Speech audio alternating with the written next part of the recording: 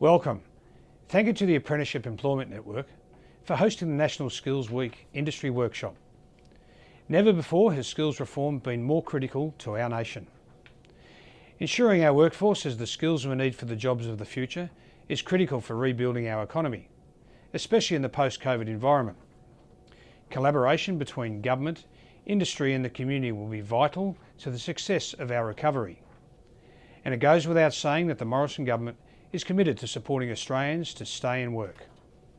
However, we also need Australians better trained for the jobs needed. And to do that, we need real reform when it comes to skills training in Australia. So we have prioritised skills development as part of the JobMaker strategy, which is designed to set Australia up for the economic success over the next 3 to 5 years. Our multi-billion skills package provides a significant boost to the vet sector. This includes our supporting apprentices and trainees wage subsidy that is providing timely, targeted and scalable support to businesses to keep on their existing apprentices and trainees. This builds on the establishment of the National Careers Institute and the National Skills Commission. These two organisations are working together to strengthen, streamline and improve the delivery of and access to careers information in Australia. Again, I'd like to thank the Apprenticeship Employment Network for hosting this industry workshop, and I hope that you enjoyed today's session. Thanks.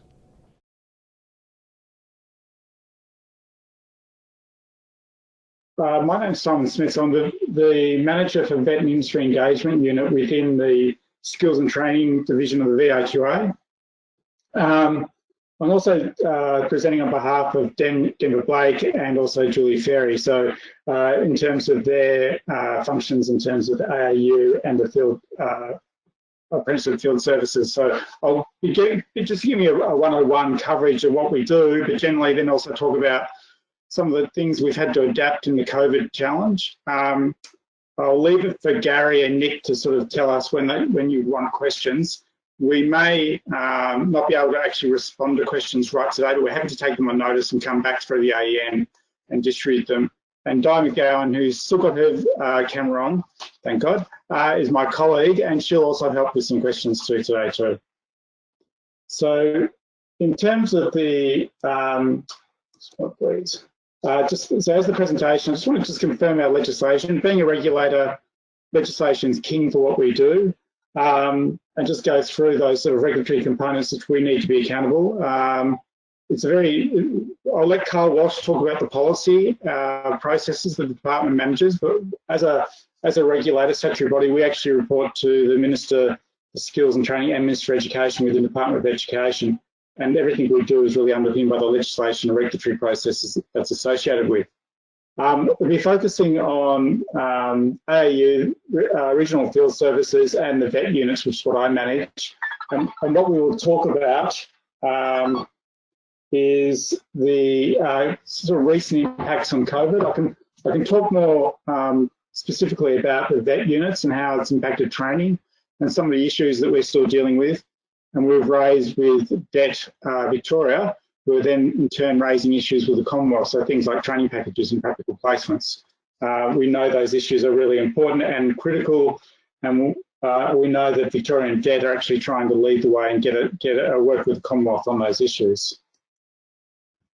So I'll talk about the VRQA, but our focus is we are Victoria's key education and training regulator. There's about 60 regulators in the Victorian state government, but we're the key one that's associated with education and training. And so our key act is Education and Training Reform Act of 2006. It's about 400 pages if you ever need to get to sleep. It's a good light read. We have an independent board which we're accountable for. We actually have to, each unit has to be accountable to the board on a quarterly basis, but also there's a subcommittee on vet that we have to report to every 4 months. And our particular board has strong education experience, risk management, quality assurance, and a significant industry experience too. So cutting across both the education sector, but industries that relate to apprenticeships, traineeships, and also the RTO sectors. Hopefully, so slide 4, hope that's coming through. We register education providers, so it's a big deal in the sense that we all independent schools within Victoria have to register with the VRQA. They all have to be not-for-profit, and we still also register about 200 registered training organisations. So we are, I suppose, a niche player compared to ASQA, that I think have about 900 or 800 RTOs that are registered in Victoria. And I think nationally there's about 3,300. But those figures are pre-COVID, and I'm hoping to catch up with ASQA later this week to confirm what the change of those figures have been. We're also responsible for the regulation of apprenticeships and traineeships, and we manage the state apprenticeship register where all training contracts are lodged. And the new system Epsilon started this year, and it replaced the old system in Delta. The other thing which is pertinent to the audience here is we also manage the recognition framework for group training organisations. So group training organisations are regulated in one sense as an employer of apprentices and trainees, but to be recognised as a group training organisation, you have to go through a process where we actually make the assessment that organisations are compliant to national standards. And that process involves also assessment of financial viability, but also the quality processes you have to actually confirm you're compliant with each of those standards. The other thing which we're responsible for is we determine what is a approved apprenticeship and traineeship. That's actually done by DIE. It's quite a specialised capability, and it requires, as a training package is revised or is developed, it comes to us, and as the state authority has given us the responsibility to determine what is a traineeship and apprenticeship. And a lot of that's premised on demand and consultation with industry players, and then we look at the awards and the legislative components that would be associated with what that entails to be an apprenticeship and traineeship. We also register home and education. Now that's relatively new in terms of the registration process the last few years, but as you can imagine with COVID, the number of applications for home education has increased, which is not surprising. And that's obviously is a highly risk area in terms of issues in terms of quality of education for the safety of children and also the carers in that environment. And we also, which is a key thing which we do, while ASQA has the capacity to develop new accredited courses and qualifications, we also do within the VRQA, and that's seen to be a fairly specialist capability that the government likes, because we can fast track qualifications or courses as required for our specific state need. So with all the big infrastructure projects, there have been new courses that have been related to those big tunnel projects and qualifications that actually helps facilitate a training pipeline for those projects. And it gives the state a bit of flexibility as distinct from waiting from ASQA and their processes of how they prioritise what course and qualification would be accredited when. The key legislation is obviously the Education and Training Reform Act of 2006, and there's also the Education and Training Reform Regulations. There's been obviously amendments throughout the year, throughout that period in the last 14 years. A key focus is education service of overseas students, so that's relating to schools and overseas students. But something which is more relevant is obviously the Child Wellbeing and Safety Act, but also the Child Safe Standards. And there is a process at the moment where the Child Safe Standards, where we were about 3 or 4 years ago, and there's a transition to apply the national standards. I think, please, I know this is recorded, but I think my memory was there were 7 standards in the state system. I think we're moving to 10. But they all sort of relate directly to each other. While we have a board and we have to confirm our obligations against the legislation, and that requires confirmation of certain levels of quality assessments to be undertaken before we confirm a registration or accreditation, or that we're provides us powers in terms of how we manage training contracts for apprentices. We're also accountable directly to with the ministers for skills and training, Minister Tini, and Minister for Education, Minister Molino. They effectively are our key stakeholders. While we have an independent board, where there are significant issues and trends, we obviously engage the department to make sure the minister are aware of those issues as appropriate for them to inform their policy direction. As I said, we don't define policy. That's clearly Carl's area, and he can talk about that. But certainly we try to provide appropriate trend and information, but also key challenges that the sector's facing, so as employers, but also as trainees and apprentices or students within the RTO sector. We pass that information for them for the Department of Education and Training and their ministers to work to confirm if they need to make policy adjustments or develop new policy frameworks.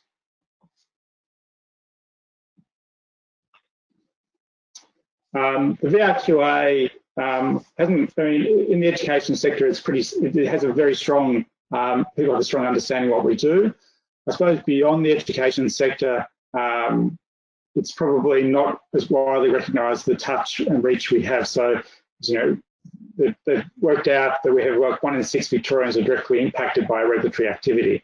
So it's either registration of schools, RTOs, the training contracts, which most people here would be clearly aware of, but also the accreditation of new curriculum and courses that we develop.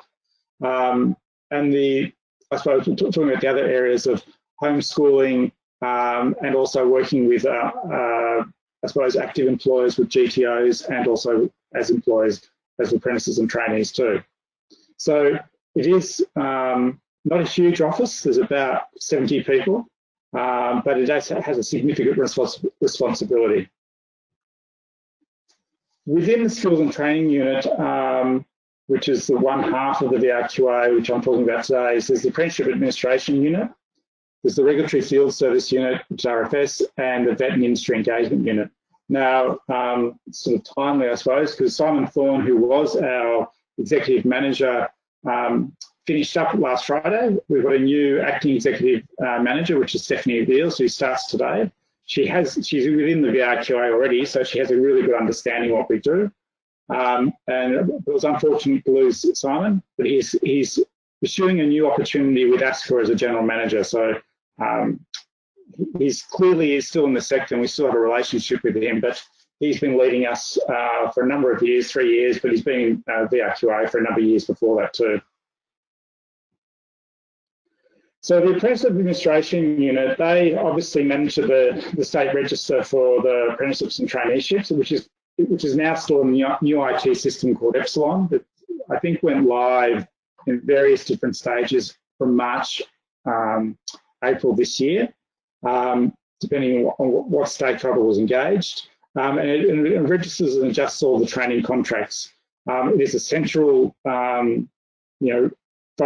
key focus for all apprenticeship and traineeship work, and all employers would be aware of the need to actually sort of ensure that those training contracts are registered with Epsilon, as to the apprentices and trainees themselves. A key focus which we have within that unit is to do telephone inquiries, or to actually do web inquiries too, because there's always clarifications required about what the situation is and also where people are in terms of their apprenticeship and traineeship and their completions. That information also is passed on to NSBA, but also goes to the Department for Policy Analysis too, in terms of trends. A key new initiative that happened probably about 18 months ago was the release of trade papers, which is like a professional certificate you get at a university. That we used to have these a decade and a half ago. The government determined that they would want to provide apprentices new trade papers, like a certificate. It's free for those who've actually completed their apprenticeship within Victoria, and they just have to make an application with the VRQA. It's, I suppose we were a bit surprised, happily surprised, that there's been a significant uptake by people to actually get this sort of recognised trade paper. As I said, Epsilon launched on the 2nd of March. It replaced the old Delta system. We acknowledge that, like any new IT system, there's always some teething issues and issues for enhancements that we're currently identifying and we're working through. But at the moment, it is working well. But Julie Ferry's spending a lot of time trying to actually sort of look at the teething issues, the operational support systems, and also other technical changes that she'd like to be introduced with Epsilon over time. but it was a significant change because the Delta system had clearly gone past its use-by date. In terms of the COVID-19, which I'm sure you're interested in, we're seeing a reduction in training contracts, but what we're not seeing, there's been a slight increase in suspension and withdrawals, but we've not seen a significant cancellation of contracts. Now, obviously there's a lag in this data, but we do probably appreciate that that's the initiatives in terms of JobKeeper are very important, and also the Commonwealth's initiative in terms of the to support apprentices too. So both those initiatives are actually having its effect.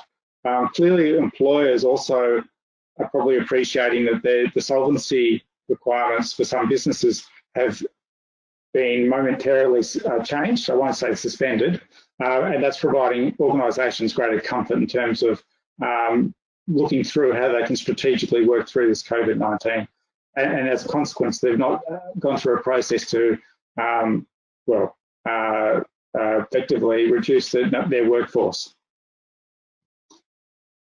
I just want to go back to the Epsilon, which I should have referred, is to the slideshow. One of the key things is that we have better security, because as you can appreciate, in the last few years, in terms of all government services, security has been one of the big issues in terms of hacking. So a key focus of why we need to drive was that security requirement. And obviously there are additional benefits in terms of navigation for the user and automatic emails and such. The trade papers was, as I said, about 18 months ago. Well, it's 2 years ago, but it was 18 months ago that really started in terms of ministerial direction. We've actually partnered with VetAssess, a private agency that who works in the vet and skill assessment. They actually are working to determine the release of the trade papers, and they've designed the portal for issuing them. The Skills Commissioner was very supportive of this initiative, and has also been seeking regular updates of how we're progressing. It is only available for apprentices though, it's not applied for traineeships. And it is actually free for all eligible apprentices who have completed their apprenticeship since 1995. So with 25 years of apprenticeships that people can get this certificate. It's very formal, it's trying to actually demonstrate and show prestige in terms of the qualification that's been achieved. And there's a copy on the screen. So it looks pretty much like a university certificate. And as I said, there's a link there in terms of the access to how you can get the certificate. And at this point, there's over 3,600 trade certificates that have been released. In terms of the regional field services, which is managed by Denver Blake, and its apprenticeship field services is the other title.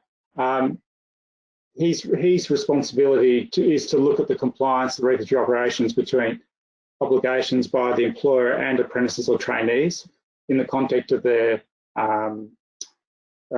training contract, but also in terms of the training plan and the contract, but also in terms of the legislation. So they are periodically involved in investigative campaigns where there's clear regulatory risk. And there might be a small number of providers working with RTOs that may not be addressing the standards for delivering an accredited course. And so that would actually, we would get complaints and intelligence to initiate an investigation. It's not uncommon to have disputes between employers and apprentices. So they are actually, they provide a process for that to be assessed appropriately and actually be cost effective. So they manage those disputes, and but they can be done through a formal proceedings. In terms of the apprenticeship field services, where we actually require people to go out and actually visit the facilities and work locations where apprentices are actually located, the VRQA has a contract with the Busier Group Limited, but it's trading as Victorian Apprenticeship Field Services. And they undertake periodic compliance checks. I'm sure many people in this forum would have actually potentially engaged with the personnel from VAFs, and they would actually be, I suppose, provide comfort. The intent is to provide comfort that everyone's ensuring that both the apprentices and trainees are working in a safe environment, but they're also being given the quality training that we all seek to be delivered, which ensures that the reputation of a sector or apprenticeship and its qualification is broadly seen to be of good quality across the industry.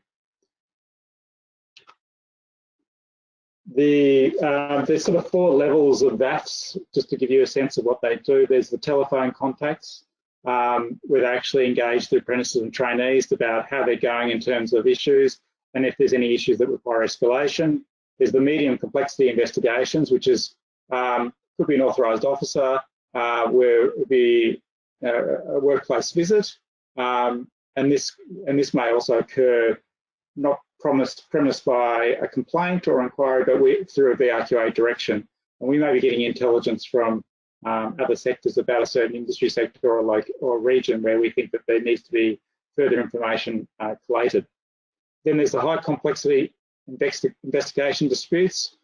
Again, authorised officers will actually go to the work locations, and they will probably deal with very complex issues. So it may not be just a personality issue, it could be a very complex work environment, it could be a safety issue, it could be in the context of training providers not providing good quality training, trying to work through those issues. And then there's I suppose the 4th category, where it's actually responsible, where the VRQA feels that we're responding to a pattern of multiple complaints, and we're having authorised officer visits to work locations to do a full investigation. And that's where I suppose the regulatory system is paramount to determine what we can do to manage the risks to apprentices and trainees. In terms of, these are last year's figures, so this is all pre-COVID, and we can't release the 2019-20 because it's still, the figures are still at the board, so I do apologise. But our outbound calls were about 6,391 to apprentices and trainees, but authorised officer inquiries, there was 734 workplace visits, and there was 44 dispute investigations and 32 high complexity investigations. There's a lot of coordination potentially with other regulators too, with those high complexity investigations. So it could be a relationship, for example, with WorkSafe. That's not uncommon for us to coordinate and exchange relevant information. We don't, though, it must stress, while we exchange information, we don't look at their findings, we look at it in the context of reassessing that information to determine what our findings will be. And it very often probably prompts us to do further collection of evidence to actually see if the information can be substantiated. The key issues and outcomes often for these field services relates to supervision, qualifications, the facilities and equipment, work tasks, the quality of training, LHS, and wages and conditions. So in last year, there were 69 employer approvals revoked and 130 training contracts cancelled. We're obviously bracing ourselves after September, potentially, the number of training contracts cancelled could actually increase.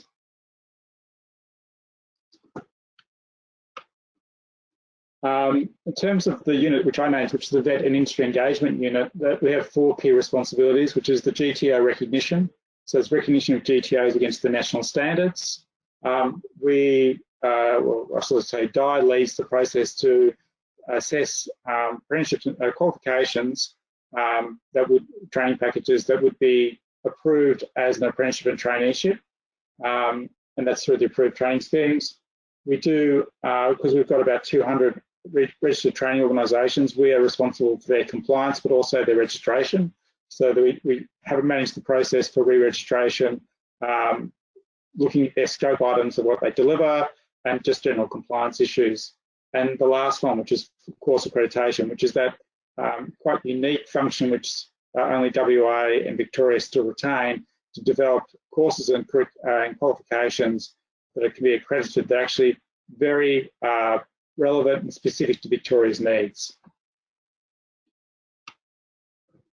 The GTO recognition while the VRQA can regulate group training organisations as employers, which is part of the ETRACT, the recognition of GTOs is actually not a regulated function at this point in time.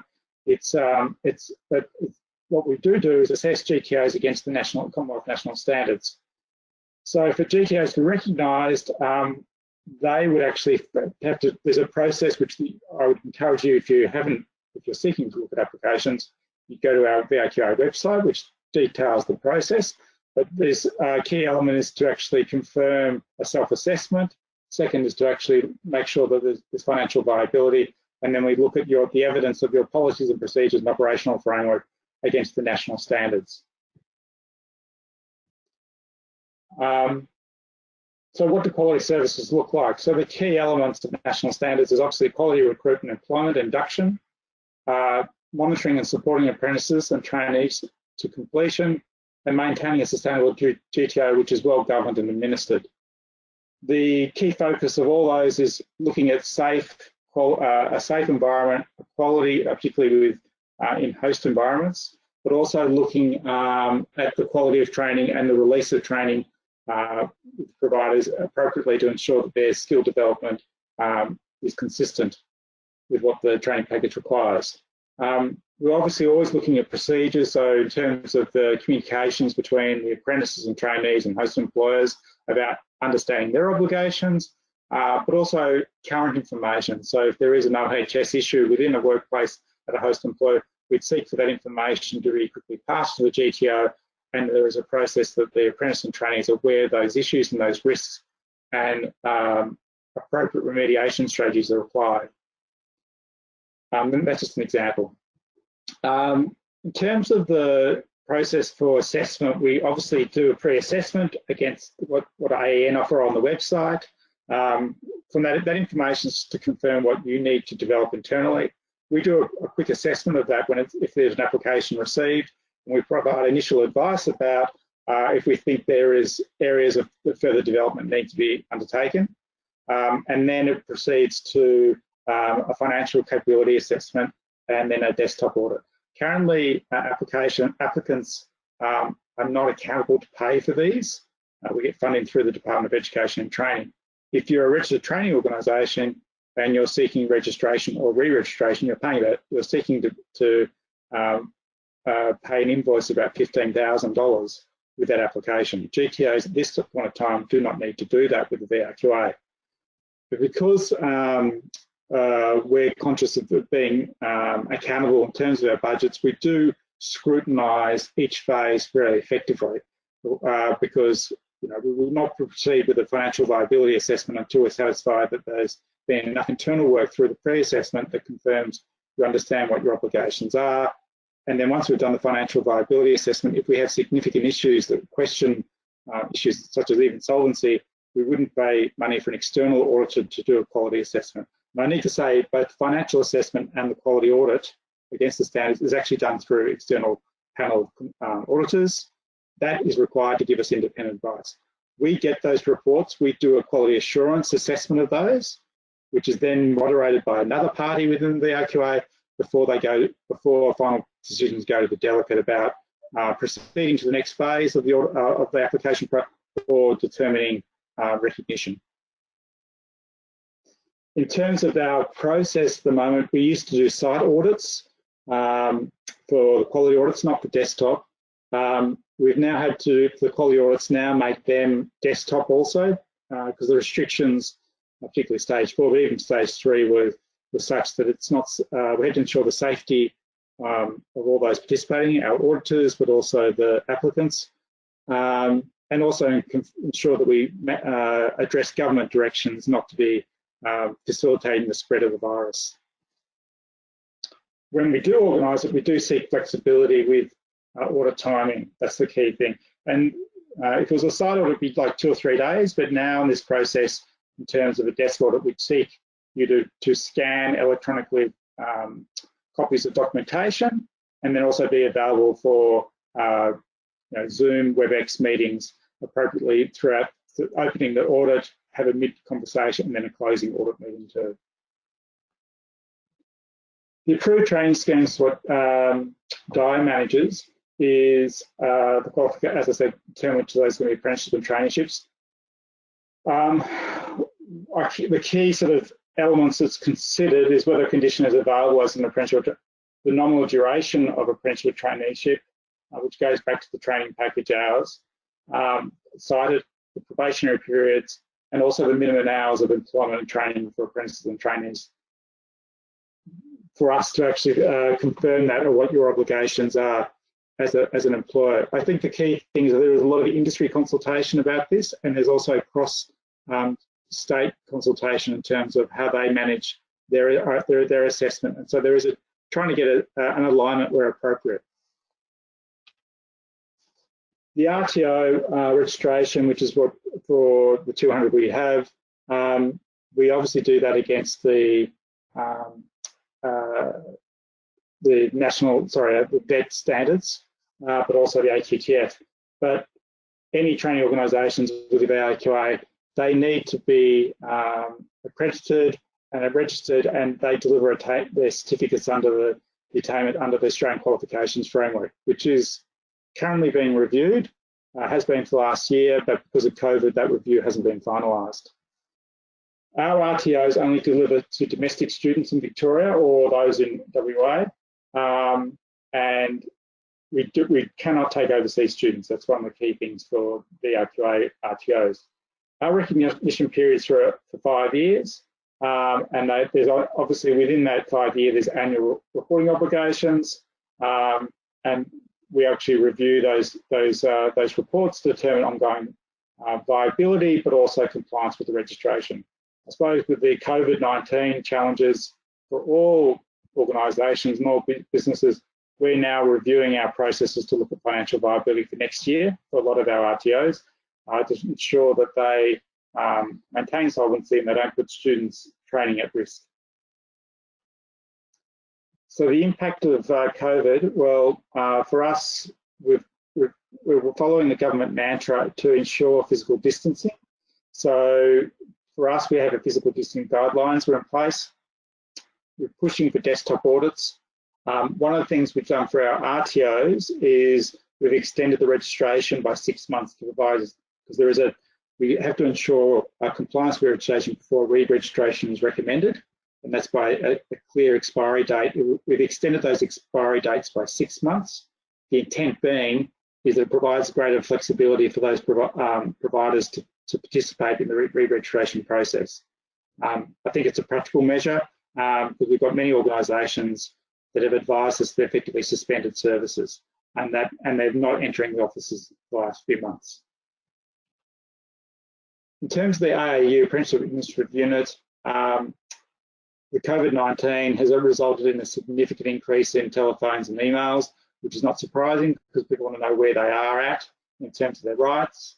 The unit has published new frequently asked questions to try and, based on these inquiries, to actually address those issues. Clearly, there's a reduction of new training contracts, but as I said, we haven't seen a significant increase in cancellations. And as indicated by the slide, we attribute that to JobKeeper being a key mechanism for retention of training contracts. The regulatory field services, they've basically suspended all outbound risk assessments and they've introduced outbound intelligence gathering. So that means that they're doing less visits, to put it bluntly, but they're looking at new methods to actually collate the information from providers and through telephone inquiries. So all authorised officer workplace visits have been suspended for the last few months. And now there's obviously as we're doing desktop audits, Denver's team's doing remote assessments where they're virtually organising visits with the employers and apprentices and having a meeting electronically. The complaints and disputes, so for non-critical workplace, there's no visits, but they've introduced again remote response visits to investigate those complaints and disputes. Now, we don't know how long these arrangements will go for because COVID just keeps evolving. The only thing is that today was a good outcome in terms of the number of infections keeps reducing for the last 3 or 4 days. We'll be 116 today. So we're all, like everybody, hopeful that in 3 weeks there's going to be infection rates drop significantly and the restrictions can be loosened for everyone's safe. We would encourage you to regularly visit the VRQA website. We actually try to update the information in terms of apprenticeship field services, AAU or the vet sector as regularly as possible. We coordinate with Department of Education and Training, and they also confirm their obligations being defined by Department of Health and Human Services. So we're trying to ensure that our message is either aligning or referencing their words or directing people appropriately to certain information within the DET website. But we would encourage you to check that information. Clearly, though, we update our own frequently asked questions on the regulatory matters. And again, I would encourage you to look at that website as appropriate. And that concludes my presentation. And I was just wondering, does anyone want to ask questions or get clarifications on matters? And we, as I said, we can take questions on notice and send them back to the AEN, and they can distribute any of our responses. Thanks, Simon. I haven't seen any questions pop up in the chat area, and I am just mindful of time. I think we're pretty much right on time to switch over to Carl. So if anyone's got a question, we can, if you want to put your microphone on, we can take a couple of quick ones, but if not, we'll continue on with the second presentation.